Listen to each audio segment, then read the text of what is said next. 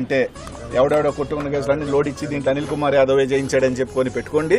చూసావరా అనిల్ ఎలా మాట్లాడుతున్నాను? అనిల్ ఫుల్ వేసి చాలా కోపంగా మాట్లాడుతున్నాడన్నా. వాడు మన డాగు, వాడికి ఇచ్చా నిన్నే బ్లాక్ డాగు. వీడి స్పీచ్ వింటే నీకేమనిపిస్తుంది అదువాడ? మన ప్రభుత్వం పోయినా వీడి ఫ్యాట్ తగ్గలేదన్నా. వాడు ఓడిపోయినా వాడు ఎంత కాన్ఫిడెంట్ గా మాట్లాడుతున్నాడో చూడు. అవునన్నా, ఓడిపోయినా వీడు ఓవర్ యాక్షన్ తగ్గలేదన్నా. భలే సవాల్ విసురుతున్నాడన్నా ఈ ప్రభుత్వం మీద. అందుకే ఇలా సవాల్ చేస్తాడనే పబ్బులో బౌన్సర్ అవ్వాల్సిన వాడిని తీసుకొచ్చి పార్టీలో పదవి ఇచ్చా.